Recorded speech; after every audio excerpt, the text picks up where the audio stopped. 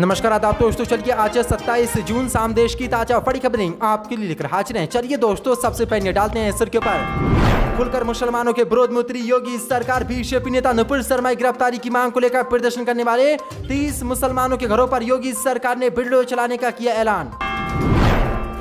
America से लगा मोदी को बड़ा झटका। बीजेपी नेता नुपुर शर्मा की गिरफ्तारी को लेकर अमेरिका में मुसलमानों का सड़कों पर जोरदार प्रदर्शन।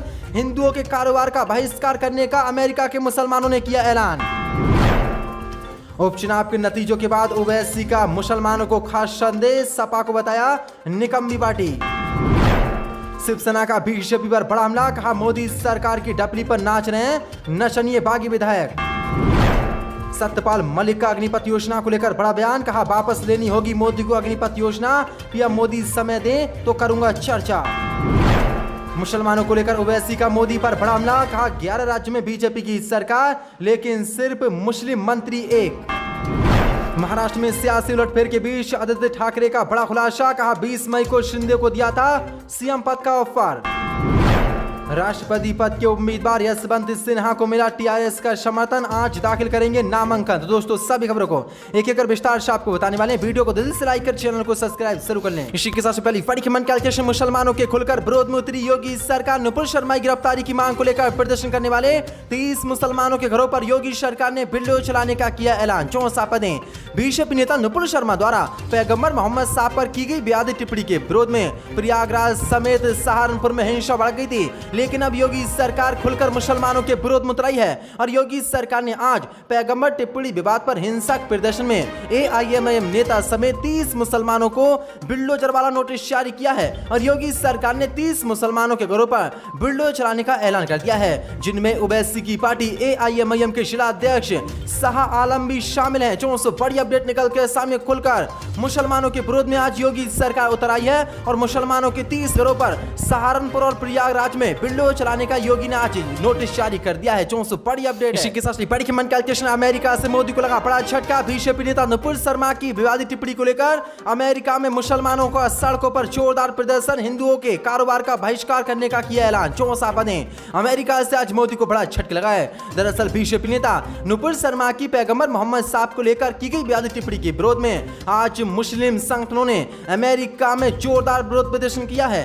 अमेरिका में मुस्लिम संगठनों ने अमेरिकी हिंदुओं और उनके कारोबार के खिलाफ अभियान चलाया है। मुस्लिम संगठनों ने अमेरिका में हिंदुओं और उनके कारोबार को बंद करने के लिए एक मार्च निकाला है और कहा है कि जब तक बीजेपी नेता नुपुर शर्मा को गिरफ्तार मोदी सरकार नहीं करती है, तब तक अमेरिका में भी हिंदुओं को नहीं रहने दिया जाएगा और उनके कारोबार का ऐसे ही बहिष्कार किया जाएगा। जो बड़ा झटका अमेरिका से भी आज मोदी को लग गया और अमेरिका के मुसलमानों ने मोदी सरकार के खिलाफ मोर्चा खोल दिया है। इसी के साथ बड़ी खबर उपचुनाव के नतीजों को लेकर असदुद्दीन ओवैसी का मुसलमानों को खास संदेश। सपा को बताया निकम्मी पार्टी। 64 पदें। आजमगढ़ और रामपुर लोकसभा सीट पर हुए उपचुनाव में बीजेपी ने समाजवादी पार्टी को झटका देते हुए दोनों सीटों पर कब्जा कर लिया है। आजमगढ़ में भोजपुरी गायक और अभिनेता दिनेश लाल यादव निरहुआ तो रामपुर में घनश्याम लोधी को जीत मिली है। इन उपचुनावों के नतीजों के बाद ओवैसी ने बड़ा बयान दिया है। ओवैसी ने जहां मुसलमानों को खास संदेश दिया, वहीं समाजवादी पार्टी को निकम्मी पार्टी बताया। ओवैसी ने कहा कि रामपुर और आजमगढ़ चुनाव के नतीजों से साफ जाहिर होता है कि सपा में भाजपा को हराने की ना तो काबिलियत है और ना ही कुव्वत। मुसलमानों को चाहिए कि वो अब अपना कीमती वोट ऐसी निकम्मी पार्टी पर जाया करने की बजाय अपनी खुद की आजाद सियासी पहचान बनाएं और अपने मुकद्दर के फैसले खुद करें। जो बड़ा हमला आज असदुद्दीन ओवैसी ने समाजवादी पार्टी पर बोला है और मुसलमानों को बड़ा संदेश दिया है। इसी के साथ बड़ी खबर कैलकुलेशन। शिवसेना का बीजेपी पर बड़ा हमला। कहा मोदी सरकार की डपली पर नाच रहे हैं नचनिए बागी विधायक। 64 पदें। महाराष्ट्र की राजनीति में छाए संकट के बादलों के बीच आज शिवसेना ने भाजपा पर बड़ा हमला बोला है। शिवसेना ने अपने मुखपात्र सामना के जरिए बीजेपी पर हॉर्स ट्रेडिंग का आरोप लगाया। इतना ही नहीं, बागी विधायकों को रुपयों में बिकने वाले बैल और नचनिया तक कह डाला। महाराष्ट्र के शिवसेना के बागी विधायकों को मोदी सरकार की ओर से 22+ सुरक्षा दिए जाने के बाद शिवसेना ने दावा किया कि अब ये स्पष्ट हो गया है कि राज्य में जारी राजनीतिक उथल पुथल के बीच बीजेपी ही ये सब तमाशा कर रही है। शिवसेना ने एकनाथ शिंदे के नेतृत्व वाले पार्टी के बागी विधायकों पर आरोप लगाते हुए कहा कि वे 50-50 करोड़ रुपए में बिक गए हैं। शिवसेना ने मोदी सरकार पर निशान साधते हुए कहा कि महाराष्ट्र के सियासी लोक नाटक में मोदी सरकार की डफली तबूरे वाले कूद पड़े हैं और राज्य के नचनिया विधायक उनकी ताल पर नाच रहे हैं। ये तमाम नचनिए लोग वहां गुवाहाटी के एक 5 सितारा होटल में अपने महाराष्ट्र द्रोह का प्रदर्शन पूरे देश और दुनिया को करा रहे हैं। जो बड़ा हमला आज शिवसेना ने भाजपा पर बोला है। इसी के साथ बड़ी खबर कैलकुलेशन ओवैसी का मोदी पर बड़ा हमला, कहा 11 प्रदेशों में बीजेपी की सरकार, सिर्फ एक मुस्लिम मंत्री हिटलर के रास्ते पर जा रहा इंडिया। 64 पदें। एआईएमआईएम चीफ असदुद्दीन ओवैसी ने आज मुसलमानों को लेकर भाजपा पर बड़ा हमला बोला है। ओवैसी ने कहा कि बीजेपी की 11 राज्य में सरकार है लेकिन मुस्लिम मंत्री सिर्फ एक है। उन्होंने मोदी सरकार पर हमला बोलते हुए कहा कि देश हिटलर के रास्ते पर जा रहा है। ओवैसी ने कहा कि सबसे पहले तो ये बात कि आज बीजेपी के पास कोई मुस्लिम सांसद नहीं है। 11 प्रदेशों में बीजेपी की सरकार है, उनके पास मात्र एक मुसलमान मंत्री है। ओवैसी ने कहा कि भारत हिटलर के रास्ते पर जा रहा है, देश में मुसलमानों के खिलाफ अपराध बढ़ रहा है। ओवैसी ने कहा कि ऐसा हो गया है कि हिटलर अपने जमाने में हिटलरगिरी करता था, जर्मनी में यहूदियों से खतरा था, उसका नतीजा क्या निकला? लाखों यहूदियों को गैस चैम्बर में मार डाला। क्या उसी रास्ते पर लेकर देश जाएंगे देश को? हम नहीं चाहते कि ऐसा हो। बड़े बड़े एक्सपर्ट ने कहा है कि इंडिया हिटलर के रास्ते पर जा रहा है। जो बड़ा हमला ओवैसी ने आज मोदी पर बोला है। इसी के साथ बड़ी खबर कैलकुलेशन मेघालय के राज्यपाल का मोदी पर हमला, कहा वापस लेनी चाहिए मोदी सरकार को अग्निपथ योजना, पीएम समय दे करूंगा चर्चा। 64 पदें। मेघालय के राज्यपाल सत्यपाल मलिक ने कहा कि अग्निपथ योजना को सरकार को वापस लेनी चाहिए और प्रधानमंत्री मोदी अगर मिलने का समय देते हैं तो उनके साथ इस पर चर्चा करेंगे। गवर्नर मलिक ने मीडिया से बातचीत करते हुए कहा कि देश का सबसे बड़ा मुद्दा बेरोजगारी है। अग्नि स्कीम पर सरकार को दोबारा विचार करना चाहिए। ये योजना बहुत शर्मनाक है, युवाओं को नीचा दिखाएगी और इस योजना से युवाओं को कोई लाभ नहीं मिलने वाला।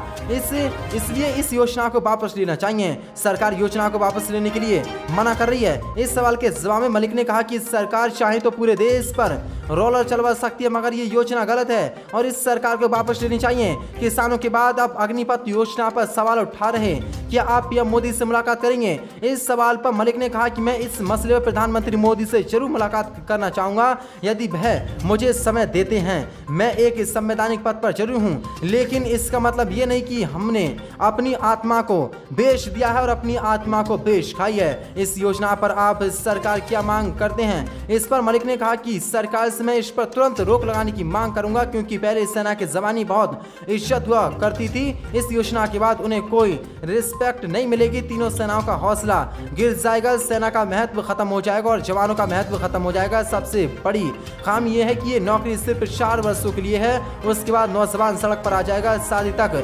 नहीं होगी।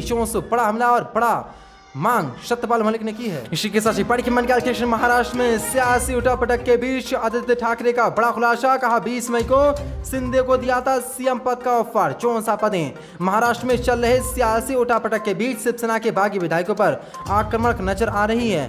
शिवसेना बागी विधायकों पर आक्रमक नजर आ रही है। आदित्य ठाकरे ने अपने एक बयान में शिंदे पर निशाना साधते हुए कहा कि 20 मई को मुख्यमंत्री उद्धव ठाकरे ने एकनाथ शिंदे को सीएम पद सौंपने का ऑफर दिया था। उस वक्त एकनाथ शिंदे ने ऑफर को ठुकराया था, लेकिन ठीक एक महीने बाद 20 जून को वह कई विधायकों को लेकर तुरंत सूरत पहुंच गए। उन्होंने कहा कि शिव सैनिकों को संबोधित करते हुए कहा कि आप सोच सकते हैं कि ये प्लानिंग कब से चल रही है। बता दें कि आदित्य ठाकरे लगातार बागी विधायकों पर पार कर रहे हैं। इससे पहले उन्होंने कहा था कि शिवसेना के दरवाजे इन लोगों के लिए खुले हैं जो पार्टी छोड़ना चाहते हैं या फिर वापस आना चाहते हैं, लेकिन जो गद्दार बागी विधायक हैं पार्टी उन्हें वापस नहीं लेगी। युवा नेता दक्षिण मुंबई में आयोजित पार्टी कार्यकर्ताओं की रैली में कहा कि जिन विधायकों ने बगावत किया है वे कभी हमारे नहीं थे, पार्टी की गंदगी चली गई, अब जो होना है अच्छे के लिए होगा। उन्होंने कहा कि ये बगावत विपक्षी दल भाजपा के कारण नहीं हो रही है, बल्कि हमारे अपने लोगों ने हमें धोखा दिया है। और बड़ा खुलासा आज आदित्य ठाकरे ने किया है और कहा कि 20 मई को उद्धव ठाकरे ने खुद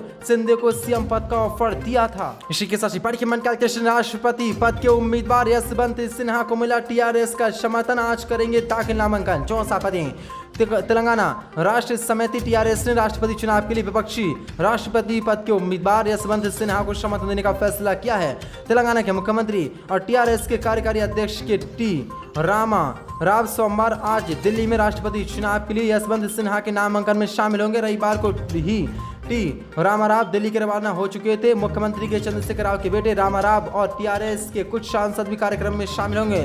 सूत्रों के मुताबिक केसीआर ने राष्ट्रपति चुनाव के लिए उम्मीदवार तय करने वाली चर्चा में हिस्सा नहीं लिया था। यशवंत सिन्हा आज सोमवार को नामांकन पत्र दाखिल करेंगे।